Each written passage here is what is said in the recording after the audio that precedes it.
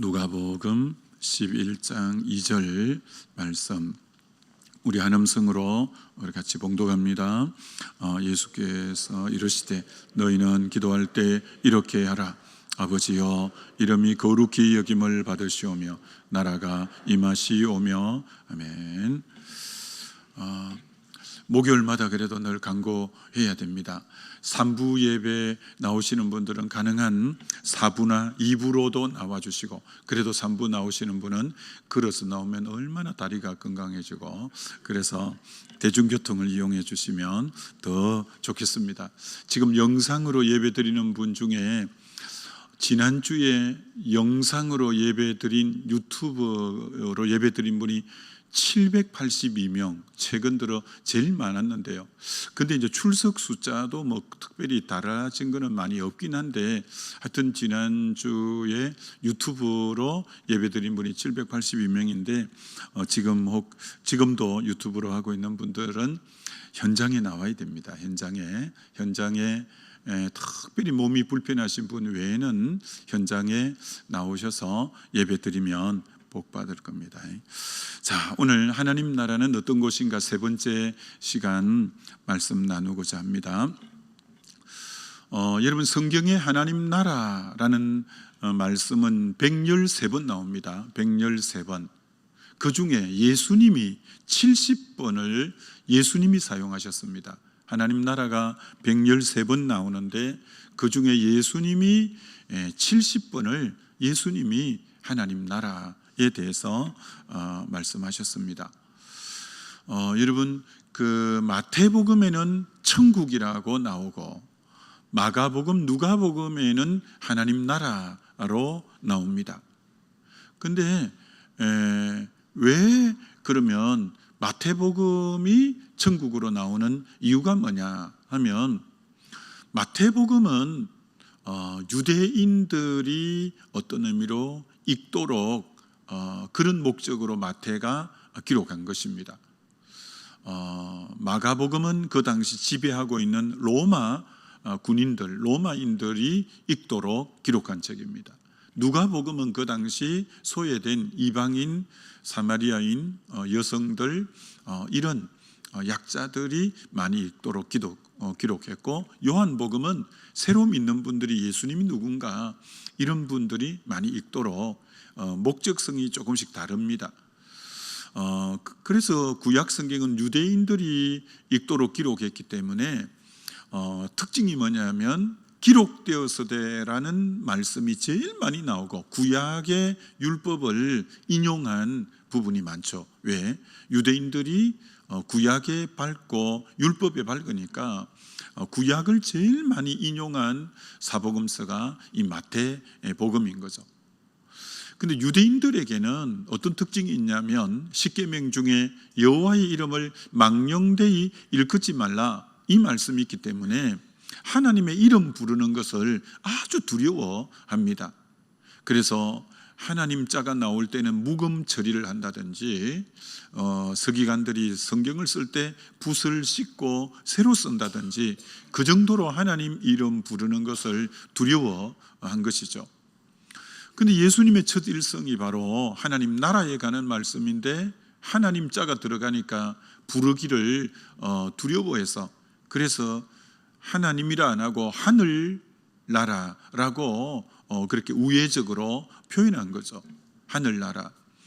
그래서 중국이 선교사가 우리나라보다 훨씬 먼저 들어가고, 우리나라 서상윤이나 이런 분들이 이제 중국의 인삼이나 모시나 이런 거 팔로 가가지고 그 이제 맥켄토시나 그 로스 선교사를 만나잖아요.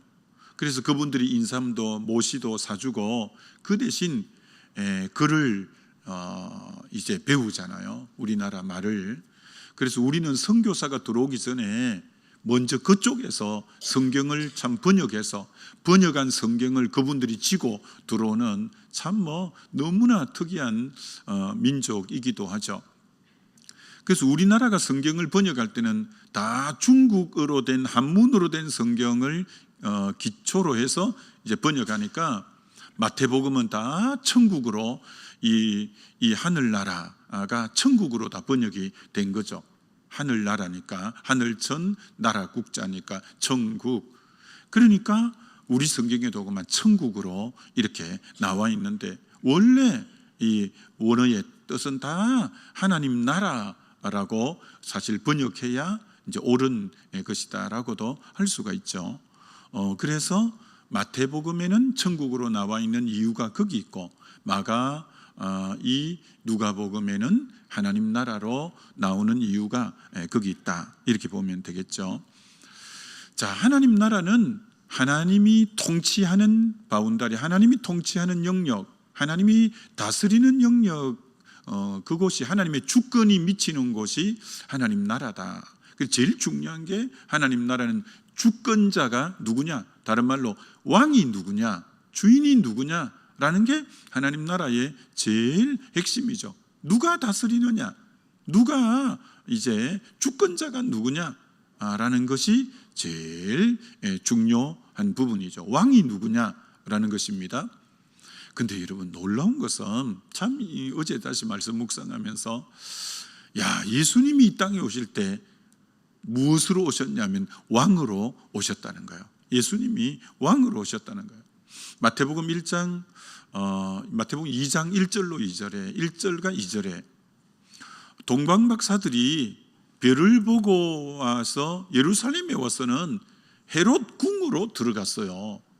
그래서 헤롯 왕에게 뭐라고 말했냐면은, 유대인의 왕으로 나신 이가 어디 계시뇨? 라고 질문한 거예요. 그러니 예루살렘에 소동이 일어났다고 해요. 왕이 있는데 또 왕이 왔다니까 얼마나 한편으로 놀랐겠어요. 그래서 예수님이 오실 때 어떤 모습으로 오셨냐, 유대인의 왕으로 오신 거예요. 왕으로, 통치자로, 주권자로.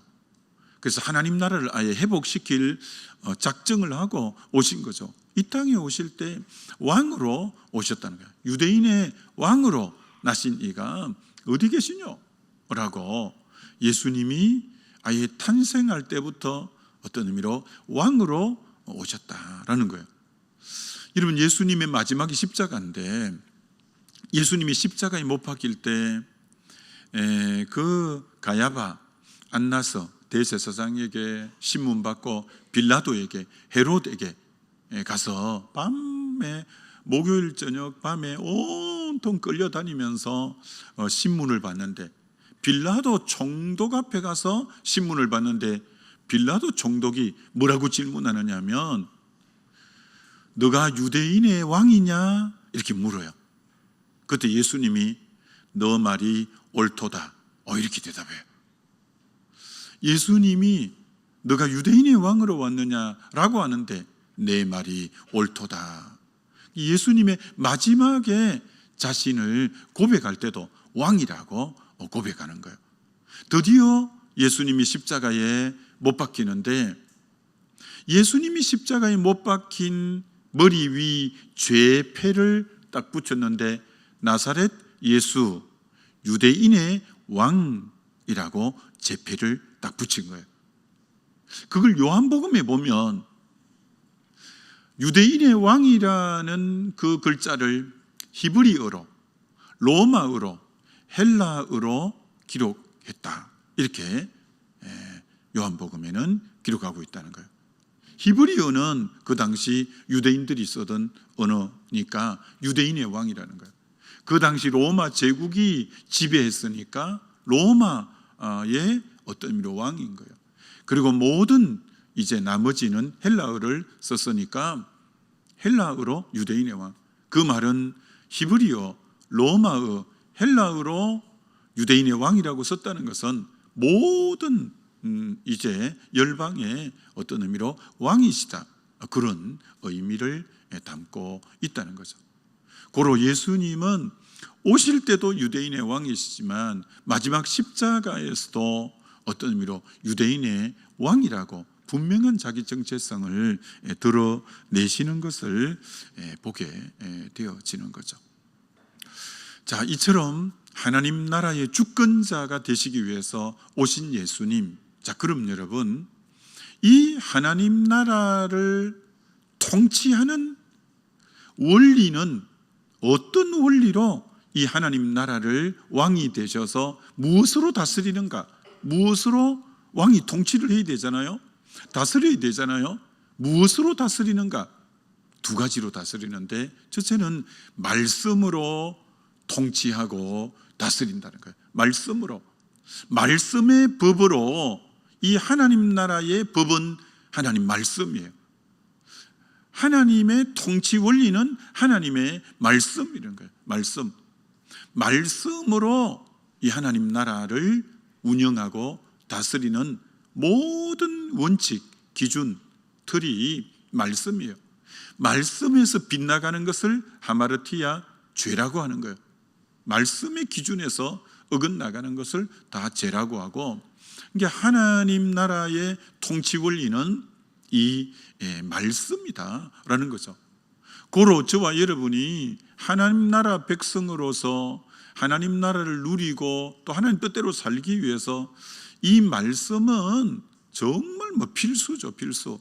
그래서 말씀이 약해가지고는 하나님의 뜻대로 살 수는 없는 거죠. 그래서 말씀을 가까이 해야 됩니다. 그래서 어제 이사야 11장에 하나님 나라에 대해서 말씀하는데, 거기 이사야 11장 9절에 하나님 나라를 어떻게 표현하고 있느냐 하면 이렇게 표현해요. 내 거룩한 산 모든 곳에는 해됨도 없고 상함도 없을 것이니. 이제 하나님 나라는 해됨도 없고 상함도 없죠. 그걸 계시록 21장에는 눈물도 없고 곡하는 것도 없고 아픈 것도 없고 이별도 없고 막 이런 해됨도 상함도 없는 곳일 뿐 아니라, 이사야가 이렇게 말합니다. 이는 물이 바다를 덮음같이 여호와를 아는 지식이 세상에 충만할 것이다. 하나님 나라의 특징이 뭐냐?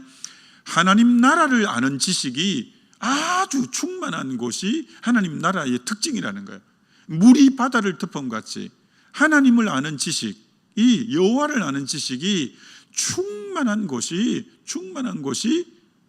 이 하나님 나라 특징이라는 거예요. 이게 하나님을 여호와를 아는 지식이니까 이 말씀이에요. 말씀으로 하나님에 대한 지식으로 충만해질 때가 하나님 나라의 온전한 완성의 모습인 것을 보여주고 있다라는 거죠. 자, 그런데 아까 하나님 나라 통치 원리가 첫째는 말씀이고 두 번째가 뭐냐? 성령으로 다스린다는 거예요. 성령으로. 말씀은 성령의 감동으로 기록된 책이기 때문에 말씀 혼자로 존재할 수는 없는 거죠. 성령이 조명해 주지 않으면 깨달지도 못하고 미련하게 보인다고 고린전서 2장 14절에 말한 것처럼, 하나님의 영이 아니고는 이 모든 것은 알 수도 없고 깨달지도 못하고 미련하게 보이는 거예요. 그래서 하나님의 영이 있어야 이 말씀은 깨닫게 되어지는 거죠. 자, 그렇기 때문에 참 여러분, 이 에베소서는 교회론에 대해서 기록해 놓은 거고, 에베소서와 짝이 되는 책이 골로새서인데 기독론에 대해서, 그리스도가 머리라는 기독론에 대해서 써놓은 게 골로새서고, 교회가 몸도 하나요, 주도 하나요, 성령도 하나요, 믿음도 하나요, 세례도 하나요, 소망도 하나요, 이 교회론에 대해서 써놓은 게 에베소서인데, 그래서 에베소서는 신부고, 교회니까 주님의 신부고, 또 골로새서는 신랑 되시는 예수님에 대해서 써놨는데, 에베소서 5장 18절 19절에는 뭐라고 써놨냐면, 술 취하지 말라, 이는 방탕한 것이니 오직 성령 충만을 받으라. 이게 성령 충만을 받으라, 그 다음 구절이 시와 찬미와 신령한 노래로 서로 화답하며 찬송하며, 이렇게 쭉 시와 찬미와 신령한 노래가 성령 충만할 때 열매로 드러난다는 거예요. 그런데 골로새서 3장 16절, 그 짝이 되는 골로새서 3장 16절은 말씀이 너희 속에 풍성히 거하여 시와 찬미와 신령한 노래로 서로 화답하며, 뒤에 후렴 구절은 똑같은데 앞에 부분이 에베소서와 골로새서가 다른데, 에베소서는 성령 충만이라고 표현하고 골로새서 3장 16절에는 말씀이 너희 속에 풍성히 거하여라고 표현한다는 거예요. 무슨 말이냐면 성령 충만함이 곧 말씀의 충만, 말씀의 풍성함하고 같은 것이라는 거예요. 그래서 성령 충만하면 말씀이 풍성하고 말씀이 충만한 거고, 말씀이 풍성하고 충만해서 그를 다스리고 지배할 때 그게 곧 성령의 충만함. 이거는 상호 보완 작용이에요. 그래서 성령만 충만하고 말씀은 빈약하다, 그건 존재할 수 없고요. 말씀이 풍성하고 성령이 충만한, 성령이 충만한 말씀에 눈이 열리는데요, 그럼 자연스럽게 말씀이 풍성하게 되어져 있는 거죠. 그래서 하나님 나라의 통치 원리가 이 성령과 말씀이라는 거예요. 그래서 로마서 14장에 하나님 나라는 먹고 마시는 것이 아니라 성령 안에서 의와 평강과 희락이라. 이게 하나님 나라는 성령 안이라는 거예요. 성령 안에서 주어지는 거지 성령이 아니고는 의와 평강과 희락이 주어질 수 없는 것이에요. 그래서 이 하나님 나라의 통치 원리가 바로 말씀과 성령이기에 우리는 말씀을 더 가까이 하고 성령의 충만함을 더 사모하고, 그럴 때 내 삶에 하나님 나라의 실제가 누려지는 거예요.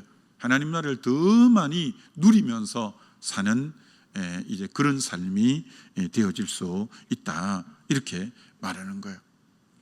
구역장들이 끊임없이 구역 예배를 인도하고, 여러분이 누군가의 상담을 할 때 이 성령 충만함과 말씀이 충만해야 바로 상담이 가능한 거예요.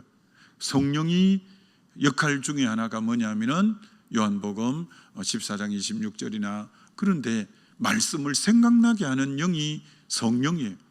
그때 이분의 얘기를 들으면서 어떻게 말씀으로 이에게 적절한 말씀을 해줌으로 바로 인도해야 되는가. 그래서 특별히 리더 위치에 있는 분일수록 이 성령 충만, 이 말씀 충만이 너무너무 이제 그리스도인 리더의 자격, 요건이 된다라는 것 알고, 정말 구역장 되는 여러분들은 말씀을 열심히 묵상하고 성령을 열심히 충만히 들입어야 바르게 이제 구역 예배도 인도하고 하는 거죠. 여러분, 어떤 분이 이런 옛날에 상담을 한 적이 있어요. 성경에는 부모 공경하라고 했는데 너무나 아버지에게 상처를 많이 받아서 정말 마음이 전혀 움직이지 않는다. 그래서 그렇게 할 수 없다. 어떻게 하면 좋겠냐. 그게 받은 상처를 쭉 들어보니까 보통이 아닌 거예요. 정말 가정이 풍비박산이 날 정도로 너무너무 이제 상처들이 많은 거죠. 야, 그렇구나. 또 그랬어요, 여러분. 근데 성령이 딱 주시는 말씀이 부모 공경하라는 10계명에 5계명이 부모 공경인데 조건절이 붙어 있지 않다라는 거예요. 부모가 나에게 너무나 선하게 했고 본이 되고 나에게 잘해준 부모는 공경하고, 부모가 나에게 많은 어려움을 주고 그런 부모는 공경의 대상에서 제외하라, 이런 성경 구절이 없어요. 이런 꼭 명심하셔야 됩니다. 그 다음에 주시는 말씀이 뭐였냐면, 부모님이 당신의 가해자라고 생각하는데, 당신은 피해자라고 생각하는데, 당신이 세월을 조금 더 지나고 조금 더 그리 되면 이렇게 생각될 때가 있을 거다. 부모님도 나의 가해자라고만 생각했는데 피해자라고 생각될 시간이 있을 거다. 왜 아버지가 그렇게 술 드시고, 왜 그렇게 집안을 행패를 부리고, 왜 그렇게 어머니와 왜 가족들에게 그렇게 해코지하는 삶을 살았을까? 그 역시 할아버지 할머니 그의 부모에게 그 또한 피해자고 사랑받지 못하고 또 그렇게 바른 교육을 받지 못하고 그 어려운 시대를 살면서 어떻게 살아야 될지 몰라서 힘든 것을 그런 식으로 표현하는 것밖에 그도 배운 적이 없다. 엄연한 의미에서 그도 피해자라고 할 수 있다. 그래서 긍휼이 필요하다. 그리고 이제는 너무나 노쇠해졌고 나에게 가치도 없는 존재가 되어졌다는 거죠. 아니다. 사람은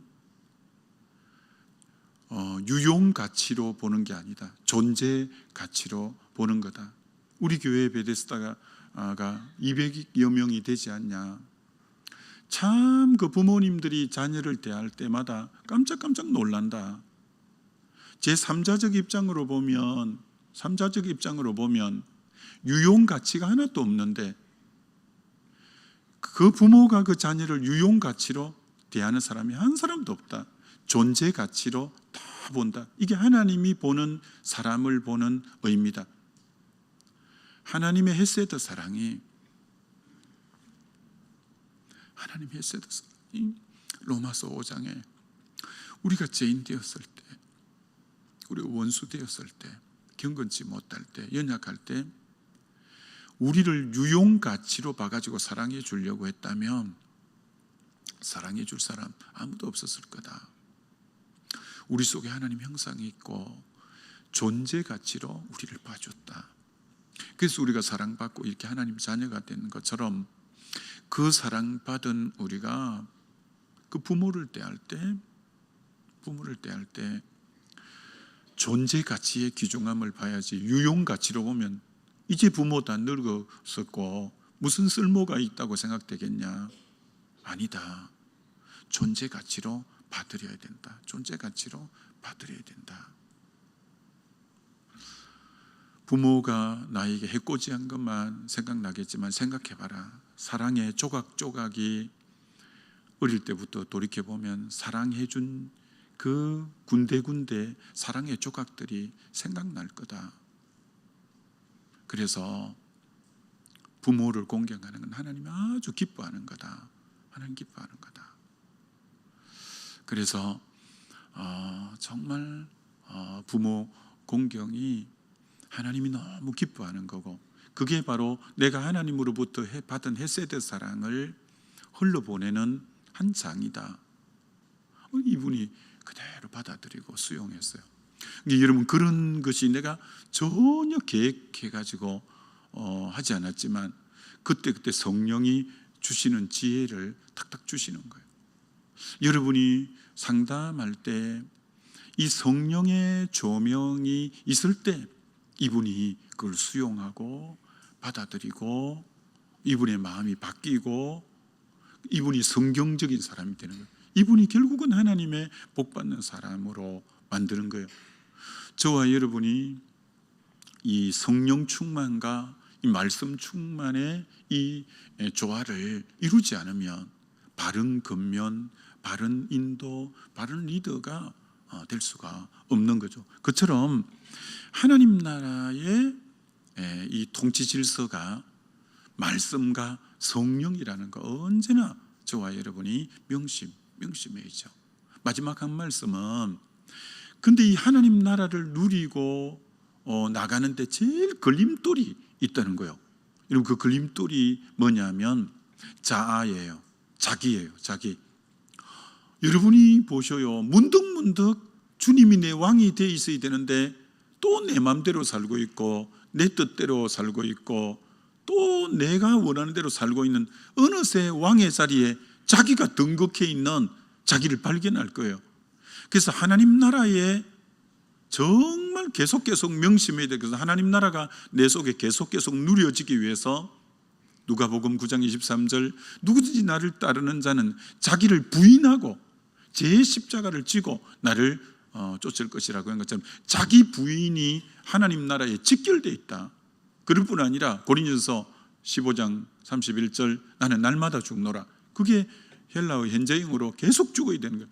또 내 자아가 죽을 때만이 그분이 나의 왕으로 등극할 수 있고 나를 통치할 수 있다. 갈라디아서 2장 20절 내가 그리스도와 함께 십자가에 못 박혀 나니 그런즉 이제는 내가 산 것은 내 안에 그리스도께서 사는 것이다. 주님이 내 안에 살려면 내가 그리스도와 함께 십자가에 못 박혔나니라도 현재형 계속 어제도 못 박히고 오늘도 못 박히고 오전에도 오후에도 나를 못 박지 않고는 그분이 내 안에 통치자가 될 수 없다. 이게 하나님 나라의 최고의 적은 자기다. 자아를 못 박는 것. 예수님이 겟세마네 기도해서 내 뜻대로 마옵시고 아버지 뜻대로 되기를 원한다고 한 것처럼 이 자아의 죽음이 너무너무 이 하나님 나라의 통치에는 정말 직결되어져 있다라는 거죠. 그래서 하나님 나라는 절대 죽어서도 물론 가는 곳이지만 우리 주님이 성경에 말하는 것은 지금 누려라. 지금 성령 안에 의와 평강과 희락을 지금 누리는 게 하나님 나라다. 그걸 위해서 주님이 오신 거죠. 그래서 여러분이 오늘도 자기를 부인하고 자기를 십자가에 못 박고 그렇게 할 때 주님이 내 안에 너무나 놀랍게 역사해 주는 거죠. 이게 바울이 왜 위대하냐면 바울이 초기에 썼던 서신이 고린도 전서인데 그 10장에 15장에서 이제 나는 사도 중에 제일 적은 자다. 초기에는 사도야 12명밖에 안 되니까 그 중에 자기는 제일 적은 자다고 고백한 거죠.